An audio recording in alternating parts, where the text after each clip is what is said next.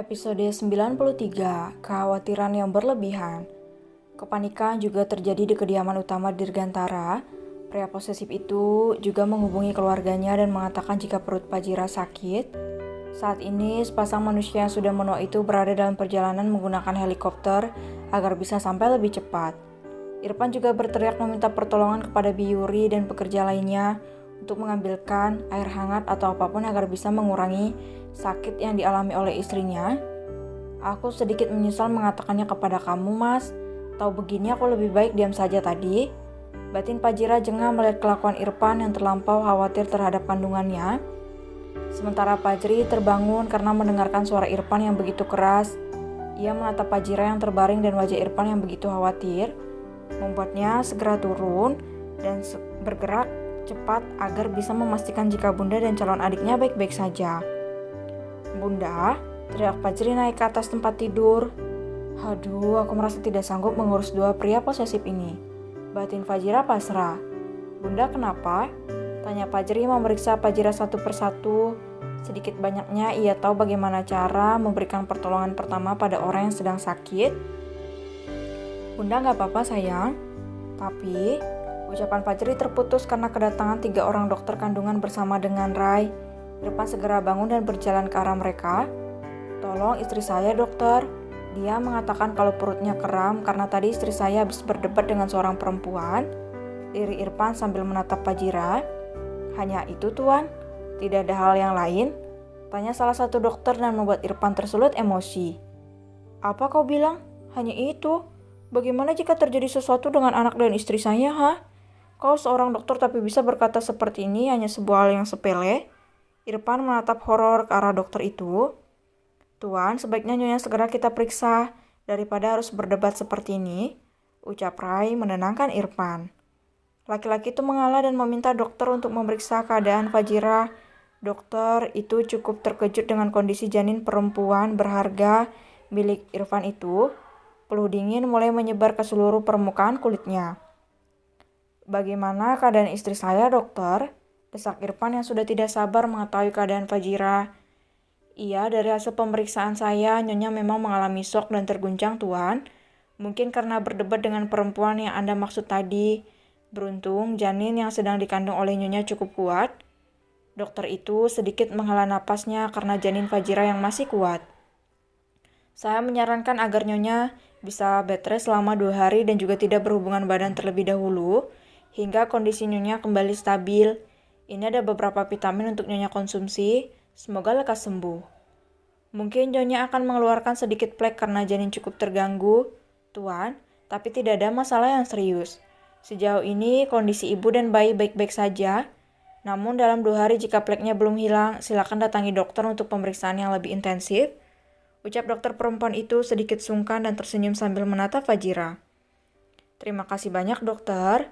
Maaf ya, suami saya sudah membuat dokter menjadi panik dan buru-buru untuk datang ke sini.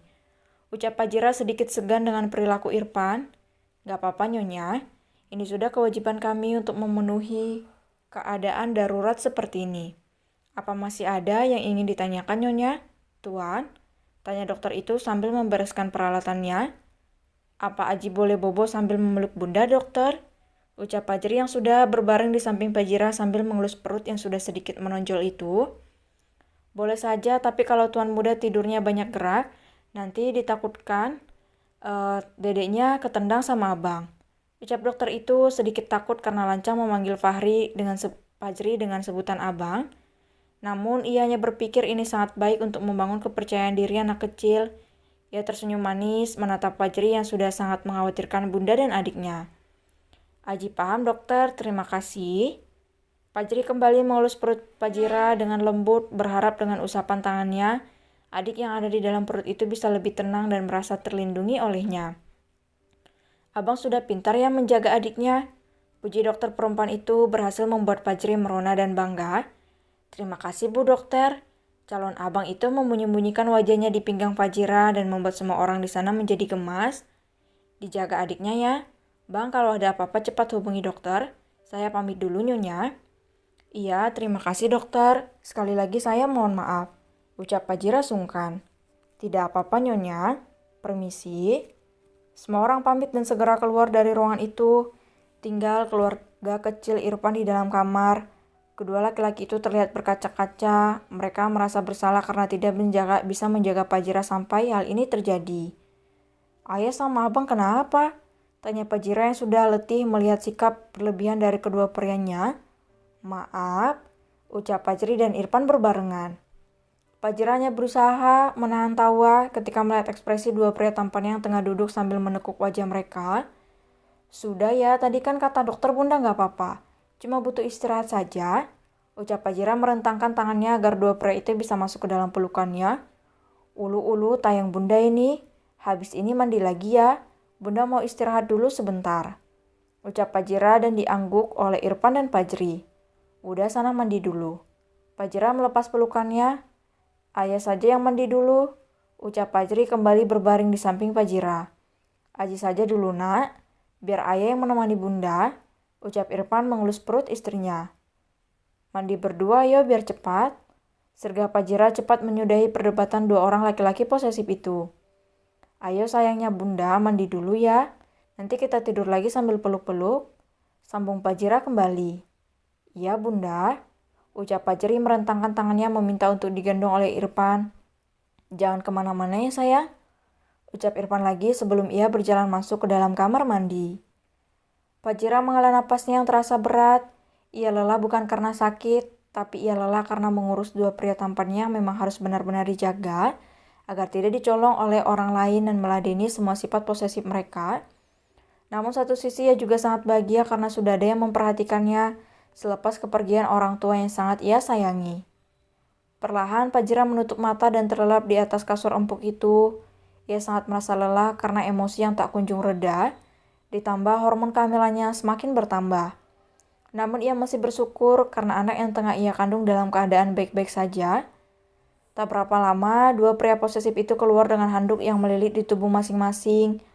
Mereka sedikit bernapas lega melihat Fajira, perempuan yang paling mereka sayangi, sudah terlelap. "Ayo Bunda sudah tidur. Apa kita saja yang memasak untuk makan malam?" tanya Fajri. "Kita minta tolong sama Bi Yuri saja sayang. Ayah nggak mau meninggalkan Bunda," ucap Irfan sambil memakaikan baju Fajri. "Iya ayah." Mereka segera keluar dari kamar ganti. Irfan memindahkan Fajira ke samping king size mereka dan memeluk perempuan cantik itu dengan lembut sambil mengelus perut rata Fajira.